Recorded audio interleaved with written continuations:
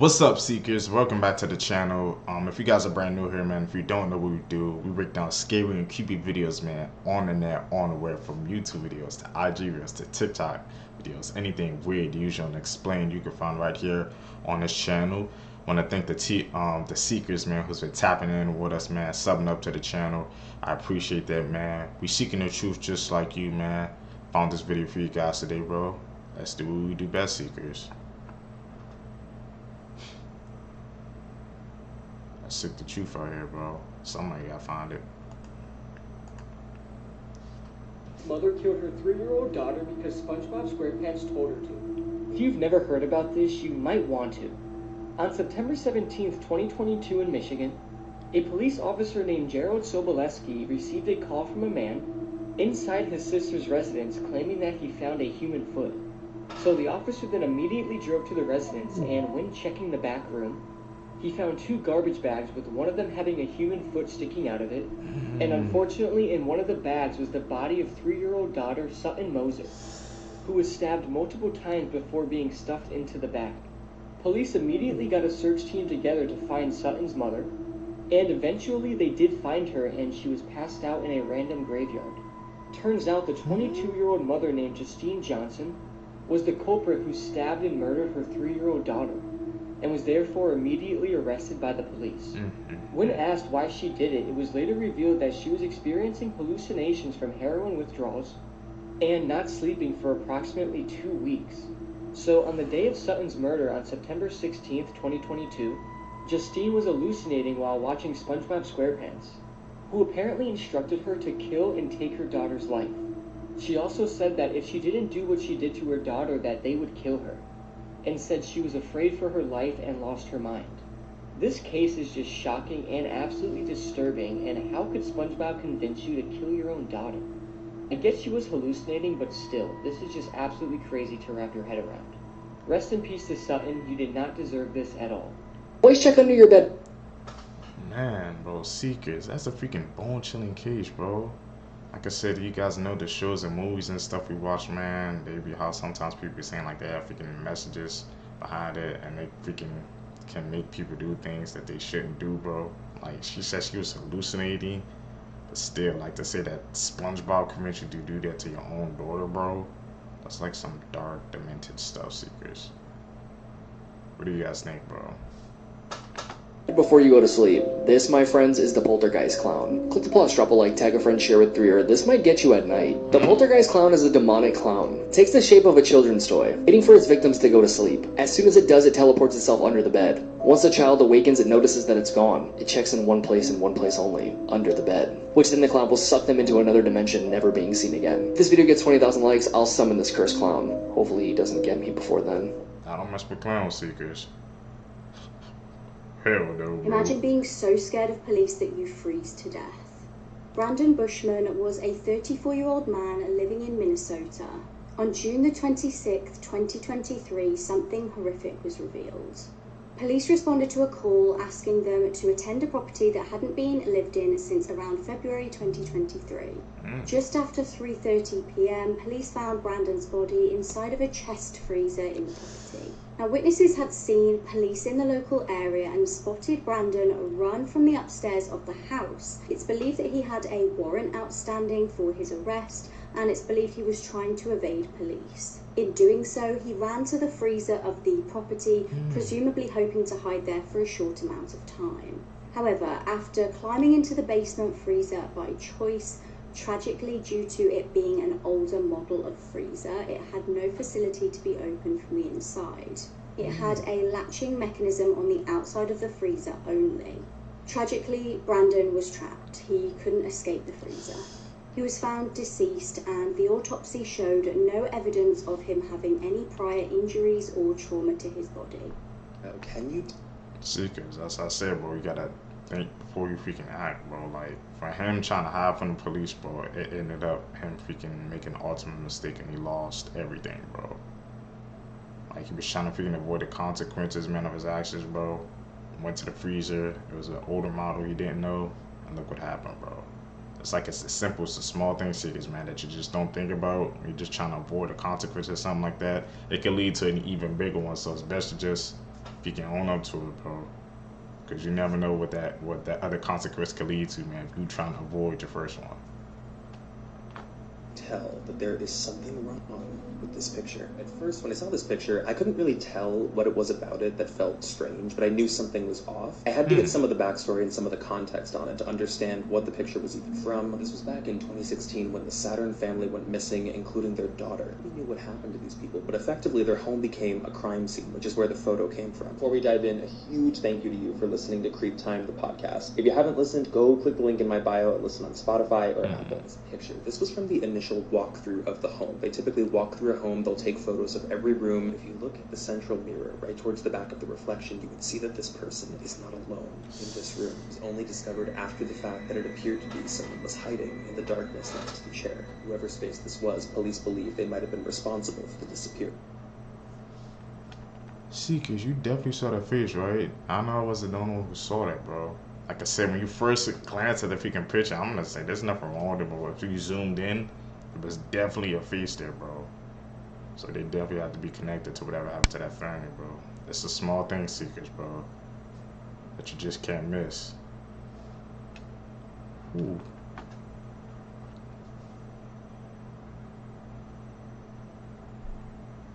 How the hell's a tire fall? Is that it?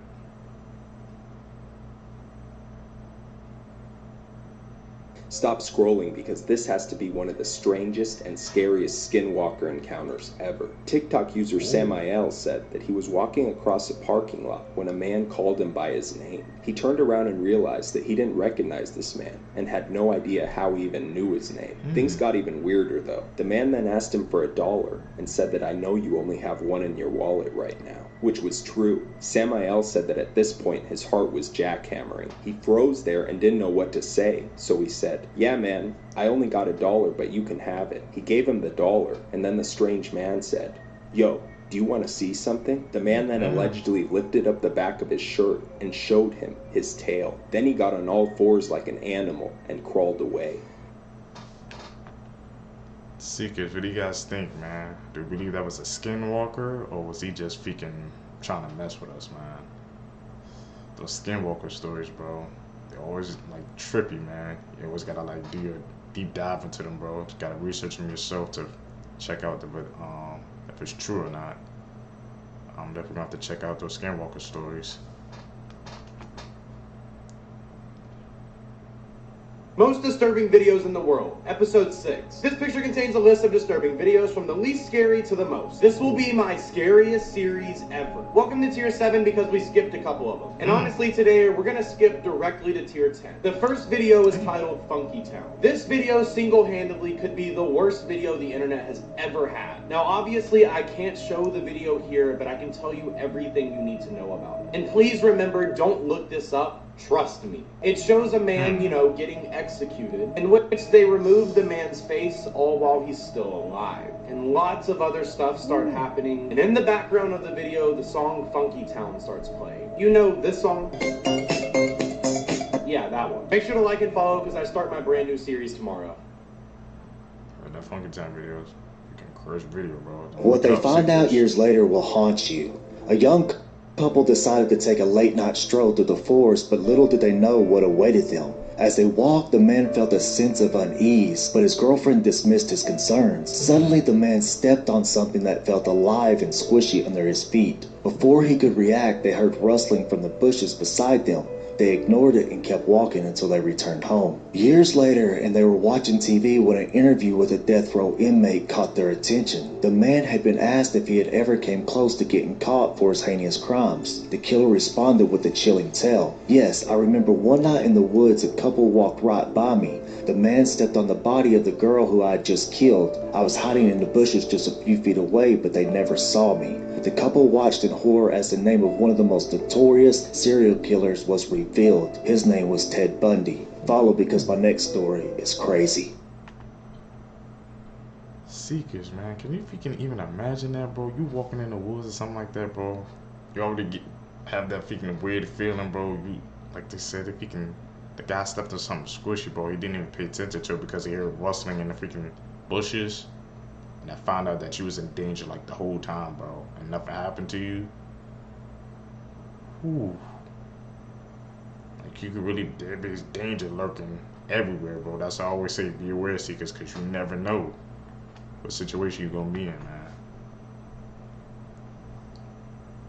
So this murdered Texas couple's missing baby has finally been found after 42 years. And the story is crazy. Let's take a look.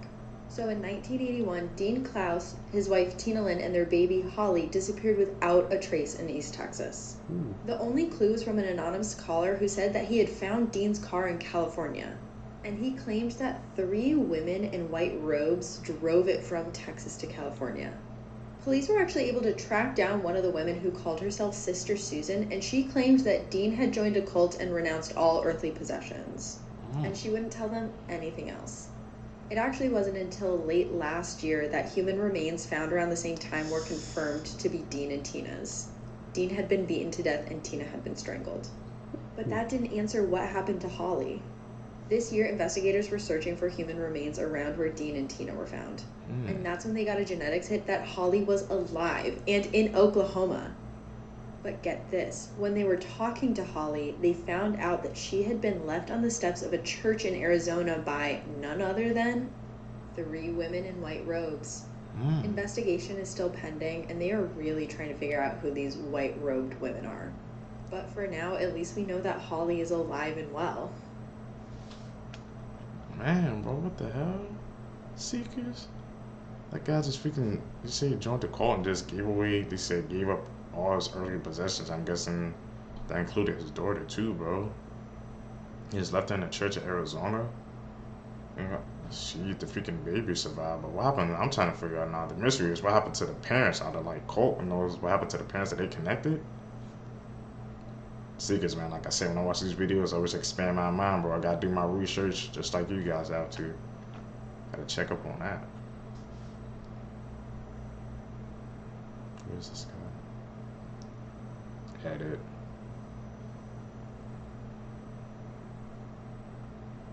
Gotta call it out like I see it, bro. It's an edit. I just gotta say it, man. Or at least I think it's an edit.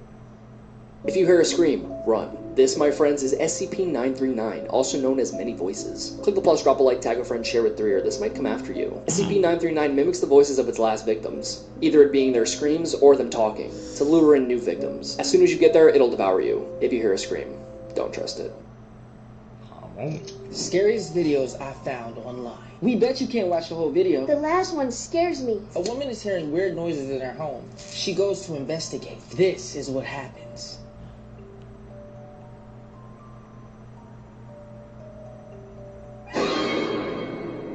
Edit?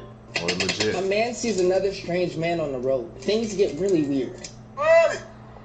How you doing? Oh! Just some cruisers, man. What the? That's crazy.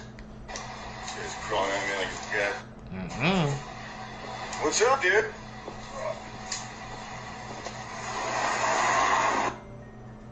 Let's say that this thing grabs you and says it won't let you go unless your third act leaks all the photos on their phone right now. Let me know who it is, and let me know if you think you're saved or doomed. A man hears something in the drain cover and decides to check it out. This is what happens.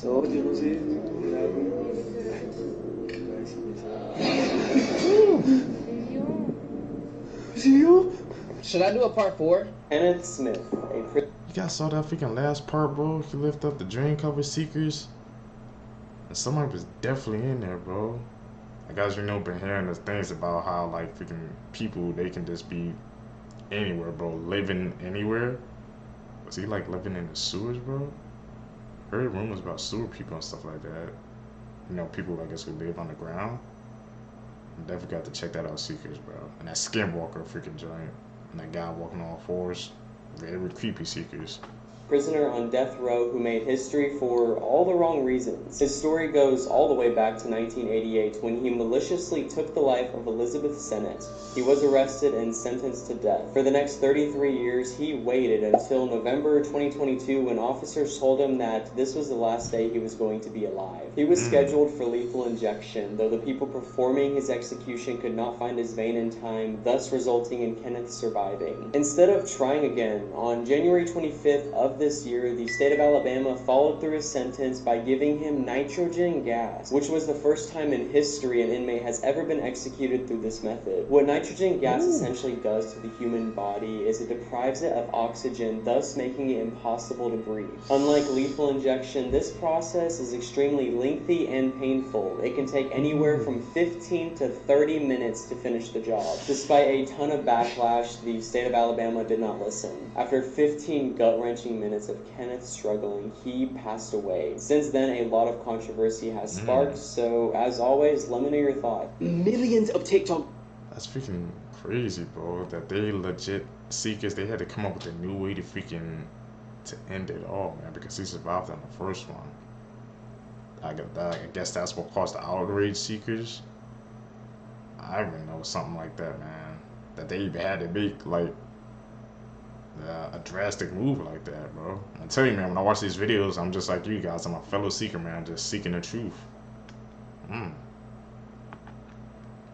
Videos are about to be muted in the next few hours, and it is going to change the app significantly. If you didn't know, TikTok pays music publishers a fee that allows you to use music on your videos for free. But now the second largest music publisher in the world, Universal Music Group, has refused to extend their contract with TikTok, and it expires on January the 31st at midnight. And they wrote a massive, pretty angry statement basically calling TikTok cheap, saying TikTok is trying to build a music-based business without paying fair value for the music. They also said that TikTok is allowing the platform to be flooded with AI-generated recordings, which is nothing short of sponsoring artist replacement by AI. TikTok then clapped back with their own statement, saying Universal Group has put their own greed above the interest of their own artists and songwriters, and that TikTok has been able to reach artist-first agreements with every other record label and publisher, saying clearly their actions are self-serving and are not in the best interest of their artists, songwriters, and fans. I don't know if you can tell, but this is basically a lawyer's rap battle. Now, what this means for you and the app going forward is that if you made any videos with music from their artists, which is a bloody long list, Taylor Swift, The Weeknd, Drake, BTS, Ariana Grande, Olivia Rodrigo, Eminem, SZA, Ye, Justin Bieber, and the list goes on and on and on. Your videos will likely be muted and will not go on the For You page. And what it means for the app, well, TikTok does have other partnerships, but they will lose a huge chunk of what makes TikTok TikTok. But the question is, what's the one trending sound that you hope is part of this removal?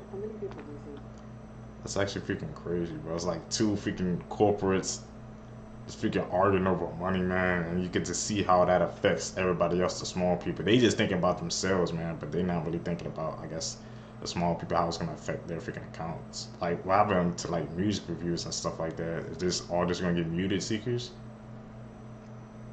Tell you, man. But when it come to money, bro, nobody thinks straight, Seekers. Nobody. I've been in the game for a long time, more than 70 probably. I mean, I'll have to ask you, what was the most violent thing you've done yourself? I was taking 2 recruits to do a task that was given to us. These recruits obviously were new, they didn't know what they were doing. They got nervous, they came back into the car and they told me that the people that were there were armed. We pull up near this person, and this person is obviously a rival. The person in the back seat, I was driving, the person in the back seat pulled out a rifle and shot him. He missed the shot, but injured him on the leg. At this moment, the rifle jammed. The recruit was panicking. I jumped out of the car, took the rifle, busted the bullet out and cocked it back in, and I shot him again. This person was still agonizing, trying to drag himself through the pavement. The rifle jammed again, so I basically went up to him and smashed him with the butt of the rifle until his head exploded, and that was it. So calm about it. Obviously, there's more things that I've done there, but I'm not willing to discuss at the moment. One of the most freaking dangerous freaking people ever, bro. Just see like how so freaking calm. He just talking about it like it's just everyday conversation. Like he just didn't freaking end somebody, bro. In the most brutal way too, Seekers. Damn, what do we go into people's heads when they be doing that stuff, bro? I'm gonna have to find some more interviews, I guess, with him, bro. I guess I'm talking to the Mexican cartel or something. Insane Seekers, bro.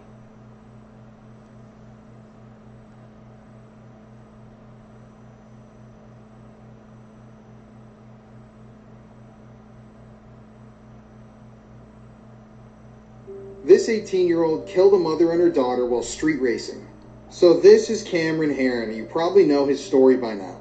In 2018, he was just a normal 18-year-old kid. At the time of the accident, Cameron was producing content for YouTube, was going to school, and on the day of the crash, he decided that he and his brother Tristan were going to race. So Cameron had a lifelong love of cars, and so he and his brother would always race, and he and his friends would race. But on that day, he reached a speed of 162 miles an hour in his car. Damn. And that's when he careened into Jessica and Lilia, a mother and daughter who were crossing the street. Jessica was actually wheeling her daughter across the street when Cameron struck them both with his vehicle. So tragically, on that day, David, Jessica's husband and Lilia's father, was driving home from work when he passed by a huge accident. He said to himself, wow, that must have been a bad accident. He went home, but when he got home, he noticed that his wife and daughter weren't there. So he got back in his vehicle, went out searching for them, and when he returned and passed by the scene of that accident, he noticed the stroller that was sitting on the side of the road. He recognized that that stroller belonged to his family. They owned one just like that. And shortly afterwards, he discovered that the victims of that horrific crash were his own wife and daughter, who were now dead. So Cameron was obviously arrested. He was eventually sentenced to 24 years in prison. And shockingly, afterwards, people have made thirst accounts dedicated to Cameron. The actual hashtag Cameron Haron on TikTok itself has billions of views.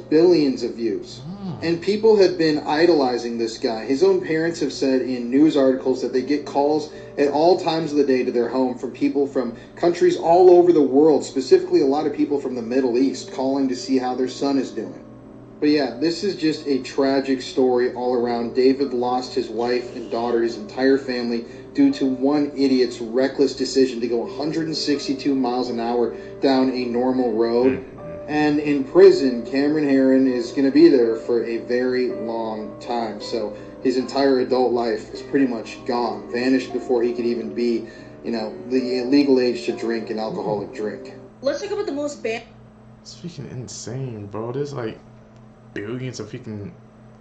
They said his name on freaking TikTok got freaking billions of views, bro. And people were like actually idolizing him, man, and calling him like they have no idea like what he did to that guy's freaking family, bro. So I said, man, Seekers, when you don't even try to like straight race, do stuff like that, man, because you just never know what can happen, bro. The car can go out of control, and the freaking unthinkable can happen, man. That's why you never do that, bro. But the thing that's getting to me is about how they say all these people calling them to ask to see how son of his jail doing, bro. I'm like, they're not gonna call the actual father to see how he's doing, bro. Like how his whole life was freaking changed, bro, ruined off of one action, bro. We need more sympathy seekers, bro. For people that go through things. And children's book in the 1990s, Scary Stories to Tell in the Dark. Guys, they did this book so dirty, I need to tell you about it. And if you guys don't know, Scary Stories to Tell in the Dark is a children's horror book that was written by Alvin Schwartz and illustrated by Stephen Gamble. But these books compiled a bunch of folklore stories accompanied by really creepy drawings, like this one. But these drawings unfortunately led to the book being in the top 10 most banned books in the 1990s. That's because parents deemed the book to have inappropriate and violent themes. The book started being pulled off of school shelves, leading to a drawing redesign in 2011 by another artist named Brett Hillquist, leading the drawings to be dramatically changed, and basically no hate to that artist, but not scary at all. Examples include the dream going from this to this, the haunted house going from this to this, Harold, one of the most popular stories, going from this to this, the red spot going from this to this, as well as so many others. What are they covering? Like that That's not okay. I'm sorry, that's not okay. And this, of course, led to multiple resellers selling the book with the original drawings at very high prices. Fans were so disappointed until 2017, when this was released. The books finally got republished with the original drawings. But unfortunately, these don't have the original covers, which is okay. I feel like most fans just wanted, like, the drawings back. And I'll be honest, I feel like this only happened because 2 years later, there was a film adaptation by Guillermo del Toro, and this re-release literally says, soon to be a motion picture. Personally, I don't think the book should have been banned at all. But if this was terrifying, then just close the book. But what do you guys think? Do you think this book should have been banned? Yes or no? Well, what are your thoughts? What are your thoughts?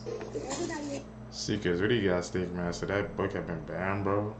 Then, like they said, they tried to bring it back and water it down, try to change the images. But then it's like, they brought it back, man, just because the freaking picture, just because the movie is coming out, man. So you know they did it for the money, bro. I'm trying to tell you, bro. It's like, it's right there in our faces, bro. There's money involved, bro. They do not care. It still should have been banned if they freaking banned it the first time, but they brought it back for some extra money. Like, Seekers, I want to know you guys also know, should they have banned the book, or it shouldn't have never been changed?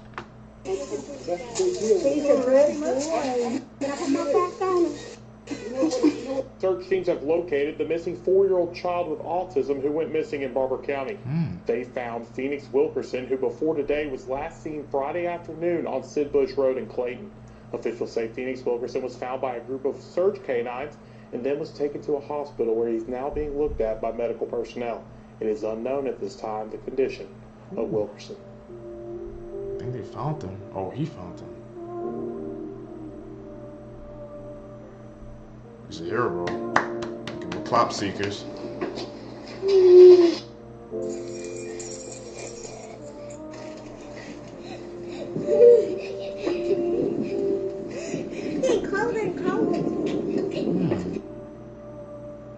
What's he doing in the forest?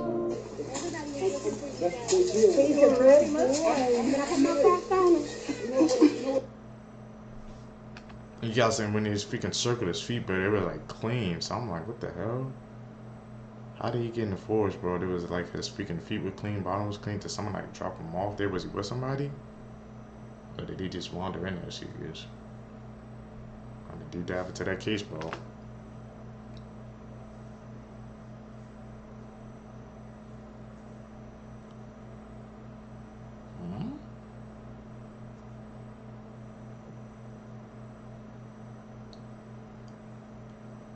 Jurors on this case were so haunted by the crime that they needed trauma therapy. In March 2018, 38-year-old Veronica Youngblood from Virginia was arrested. On the night in question, she had given her daughters gummies laced with a sleeping aid. Her daughters were 5-year-old Brooklyn and 15-year-old Sharon. The mother of two then shot both of her daughters. Horrifically, Sharon did not instantly die. She was actually able to ring police and explain to them that her mum had shot them both. When jurors on the case were played this 911 call, they were so distressed that they actually needed therapy. The teenager was taken to hospital where she sadly passed away. It transpired that Veronica had called her ex-husband after the killings and told him that she hated him. She also told him what she'd done. It's believed that her motive for this hideous crime was revenge over him. He'd actually been planning to move away to Missouri with Brooklyn the following weekend. Following her trial, Veronica was sentenced to 78 years in prison. A missing North Carolina. Like, bro, do you know how freaking chilling a case has to be, bro? Like, the freaking, they said the jurors, they need actual therapy after hearing that freaking call, Seekers, man. All because she couldn't let the freaking past relationship go, or dated for jealousy or revenge or something like that, but to take it out on your own kids, bro. Just to get revenge over your ex, man. That's not right, Seekers, bro. Like I said, bro, this world can be an evil place, man. Ooh. That audio, bro, freaking haunted those jurors forever, bro. Atlanta teenager was just found hidden under a trap door in this man's home in a completely different state. And what he has to say about it is horrifying. She hid on her own free will. She was actually in the bed when the officers first come in there. Her grandma kicked her out. She didn't appear to be that age, and she had all kinds of piercings. In December, a 16-year-old girl left her grandparents' home in North Carolina after a fight and disappeared. She was officially reported missing on December 6th, and her grandparents feared the worst. But what they didn't know was that 3 weeks prior to her disappearance, a 34-year-old man named Zachary Jones found the girl online and started talking to her. And he actually lured her from her home after the fight with her grandparents. Zachary then drove the girl all the way back to his home in Lincoln County, Kentucky, where he repeatedly sexually assaulted her and gave her drugs. Fast forward to Christmas Day. Zachary's mom called 911 to report a domestic violence incident between Zachary and who she thought was his girlfriend. And when police arrived at the home, he said the girl was not there. He was quickly cuffed and placed in the back of a cop car after authorities found drugs in the home. And when they went back inside to search for the girl, they found something incredibly disturbing. Locked inside of a trapdoor hidden under a rug in Zachary's bedroom was a young girl who authorities say appeared very high. After investigating, the Lincoln County Sheriff's Office realized that the young girl was reported missing nearly a month prior out of North Carolina. According to the girl, whose name has not been released, she said that Zachary initially told her that he was 19 online, but when she met up with him in North Carolina, he looked much older. It was there that he said he was 25, and it wasn't until they got all the way back to his home that she found out that he was actually 34. The girl said that Zachary was always armed with a gun and that he forced her to tell his family that she was 18. He also threatened to kill her many times and proceeded to sexually assault her and give her drugs, sometimes even strangling her during the assaults. When the girl was rescued, Zachary denied choking her and said that she hid in the trap door on her own free will, but the girl had very visible marks on her neck that proved otherwise. The victim also said that on their drive back to his house, they were pulled over by a cop, and Zachary told her that he would shoot the officer if they were asked to get out of the car. Zachary was arrested and is being held at the Pulaski County Jail, while the girl was taken to the hospital for treatment and was reunited with her grandparents. In an interview from jail, Zachary admitted to all of it, but said that she told him that she was 18. He said that she didn't look to be 16 as she had all sorts of piercings, and that he was helping her after her grandparents kicked her out, which was not true. Zachary is facing 30 different charges in just Kentucky, but he's also facing more charges in North Carolina as well. He's being held without bond, and judging by his lack of remorse, I truly hope that he never gets out, because this story is absolutely terrifying. It is.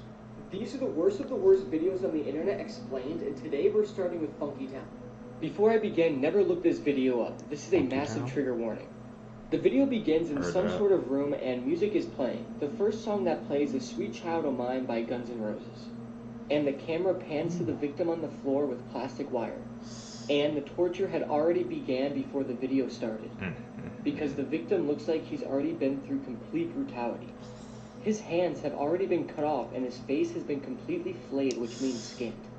There is no skin on the victim's face at all, and his eyes have been gouged out.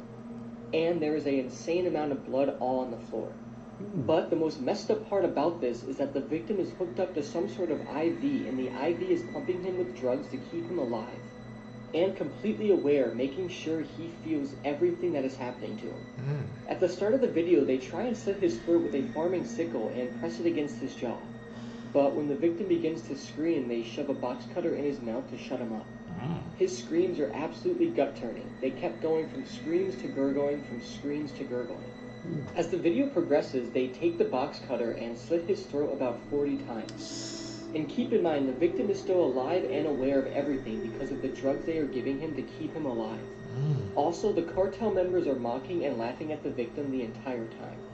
They then continue to try and slit his throat with the box cutter and were going at his neck numerous times. All while the song Funky Town was playing in the background, hence the name of the video. The cartel members kept having to physically restrain the victim, meaning that there was still a lot of life left in him. And the amount of pain he had to be in is completely unimaginable. At one point in the video, a cartel member has his foot on his chest holding him down, and another time they shoved a pole in his mouth holding him in place. But the worst part about the video is towards the end, where the victim manages to loosen his arms from the restraints and immediately tries to touch his face. But remember, the victim has no hands to feel, no face at all, and no eyes to see. The victim was most likely in so much shock that he likely forgot he had no hands, but instinctively the victim still tries to touch his face. It's absolutely horrifying, and the video then concludes. Also, keep in mind, the victim was still alive when the video ended, so who knows what else they did to him before he died. Because they were just keeping him alive to torture him. What makes Funky Town so horrifying besides what happens in the video is the mystery behind the video. We don't know the victim's name, we don't know why he was being tortured this way, or what he did. The only thing that we do know is that it took place in Mexico, and it's extremely horrifying to watch. You can make an argument that nobody has ever been tortured this bad in history. Funky Town is definitely one of the worst videos out there, and I don't recommend watching it ever. But to start off this series, Funky Town has the first spot. I don't, bro. I never look up those videos, man, what that guy says, bro. You know, some people can have the guts too, but I guess I'm just not one of the seekers.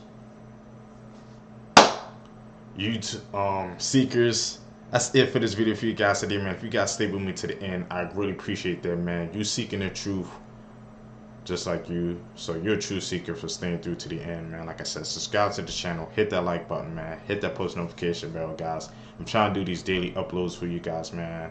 Like I said, I'm always trying to upgrade my freaking content, always trying to make it the best it possibly can be. So tell me if you guys want me to do anything better. Like I said, guys, I know y'all guys talking about the audio and stuff like that. I do plan on fixing that and other stuff, but it's gonna come, seekers. So to stay with me, man. You guys can catch in the next one. I'm out. Peace, seekers.